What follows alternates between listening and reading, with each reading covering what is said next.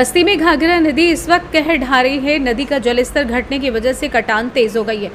नदी के कटान की दहशत का आलम यह है कि लोग अपने आशियाने को जेसीबी लगाकर तोड़ रहे हैं और घर के ईंट दरवाजे और सामान सुरक्षित जगहों पर शिफ्ट कर रहे हैं। अपने घर को तोड़कर सुरक्षित जगहों पर पलायन करके जाने को मजबूर हैं। वहीं नदी के कटान जमीन का सीना चीरकर अपने आगोश में ले रही है। नदी कटान करते हुए अब आबादी के बिल्कुल करीब पहुंच चुकी है, जिसकी वजह से लोग अपने घरों को तोड़कर सामान ले जा रहे हैं ताकि उनका घर नदी के कटान में विलीन न हो जाए।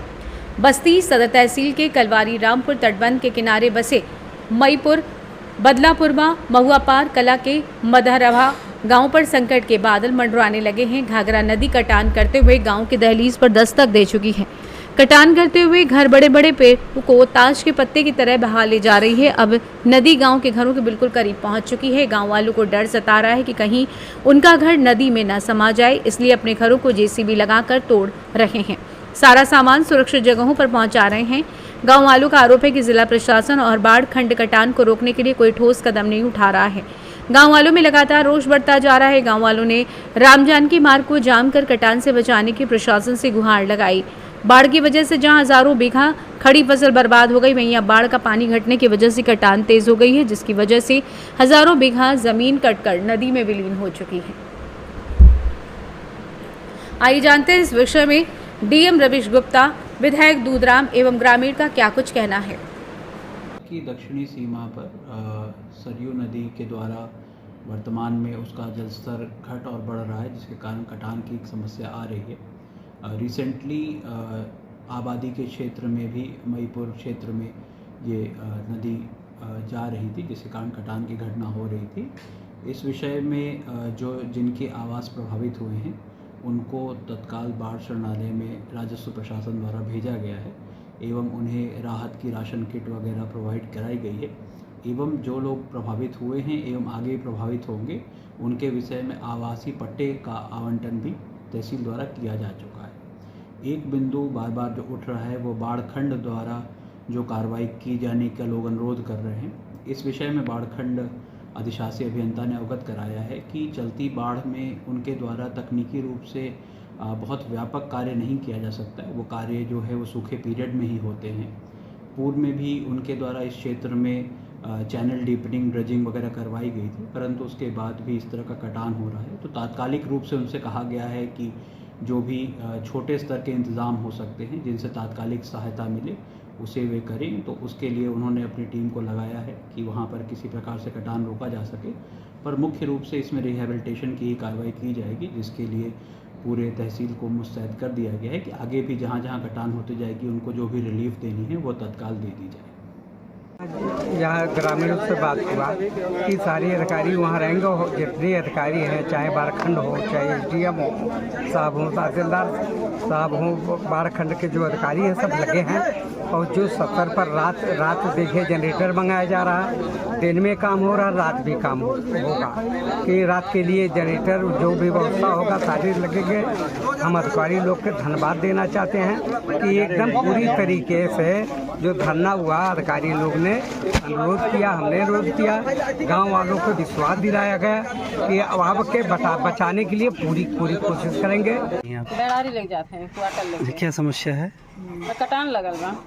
कटान की वजह से आप लोग? हाँ, कटान लगल बा, घर बहे वाला है तो इसलिए घर खाली कर रहे हैं। हाँ। कौन सा गांव है ये? मईपुर है, महुआ पार हल्का में है। मैंने अभी आपका घर कट गया है कि कटने के? कटान आए है, करीब में आइल भाई है, देख लिया ले जाके। अच्छा, तो कैसे रहेंगे वहाँ आप? अब सामान दे दे, जोले घर नहीं भाई तौले यहाँ रह, नहीं कहीं गाँव में रह, सामान खातिर लिए है क्वार्टर। अच्छा, क्या समस्या है जो है? समस्या सर बाढ़ है। बाढ़ से हम लोग बहुत पीड़ित हैं और यहाँ पे एक डीजिंग का काम चल रहा था। नदी के बीचों बीच में जो काम अधूरा हो गया, अधूरा होने के बाद वो पानी का बहाव है गांव के इस तरफ आ गया और गांव में अवैध तरीके से खदान हुआ था। खदान बहुत बड़ा खदान था। खदान में पानी आने के वजह से ये सारी समस्याएं इस खदान और डीजिंग के वजह से हुआ है। सारा पानी गाँव के करीब में आ गया, गाँव नदी के करीब में पहुँच चुका है। 1-2 लोगों का घर भी कट चुका है और समस्या बहुत ज़्यादा है और हमें प्रशासन से कोई आश्वासन नहीं मिल रहा। लोग आते हैं चले जाते हैं, अपनी यहाँ पे आएंगे, हाँ जी हो जाएगा, जी हो जाएगा, होने का कोई वो नहीं। हम लोगों का यही मांग है, आपके द्वारा बता रहे हैं, हम लोग का यही मांग है कि हमारे लिए एक ठोकर का इंतजाम कराए ताकि हमारे जो ज़मीनें हैं, घर हैं, बच सके। उसके लिए बंधे का एक ठोकर का निर्माण हो जाए, वही सबसे बढ़िया काम होगा हम लोगों के लिए, क्योंकि हमको यहाँ से कहीं और ना जाना पड़े, नहीं तो हम कई वर्ष पीछे चले जाएंगे। एक तो माझा क्षेत्र से हम लोग रह रहे थे और अभी कैसे ना कैसे करके हम लोग थोड़ा सा आगे बढ़े हुए हैं, फिर हम कई वर्ष पीछे चले जाएंगे। तो हम सरकार से यही अनुरोध करते हैं कि हमारे लिए कुछ व्यवस्था कराए और यहाँ पे कुछ बांध का काम चालू करवाए।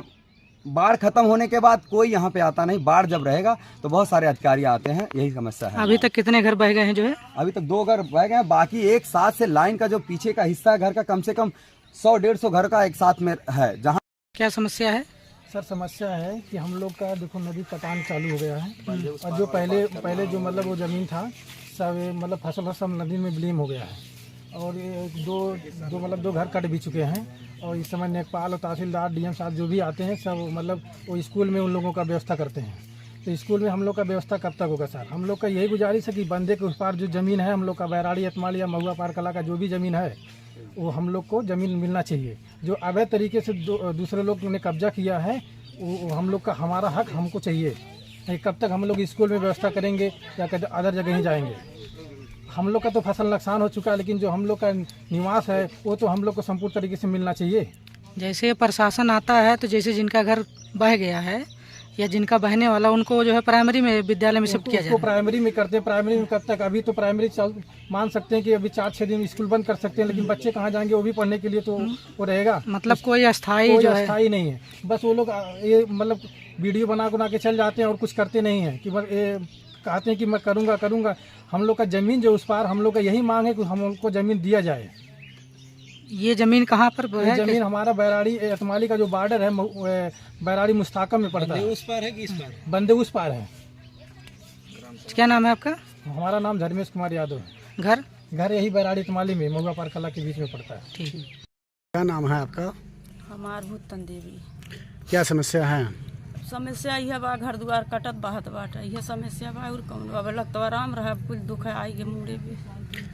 बाढ़ की कटान से पीड़ित होकर आप लोग घर छोड़ के जा रहे हैं, तो क्या प्रशासन द्वारा आप लोगों को कुछ मदद नहीं मिली? कुछ नहीं कोई नहीं मदद कर रहा। जे आई ते देख के चला जात बा, कल आई भाई करब, परसों आई भाई करब, कलिया 2 जनी आइन कह के चला गई, पता नहीं के रहा है। तो कहाँ लेके जा रहे हैं सामान? ले जब वही बन्हब रखब और कहाँ रहब जब कहीं नहीं व्यवस्था बा हमारे ना। हमार कुल गल्ला बह गया, भूसा बह गया, हमार 4 जानवर खाए बिना मरी, हम का खियाई? क्यों सरकार हमार काम दे? अब कितना दिन से कटान चल रहा है? कटान तो 15-20 दिन हो गई कटत, लेकिन आज 3-4 दिन से तो एकदम हद से बाहर कटत बा।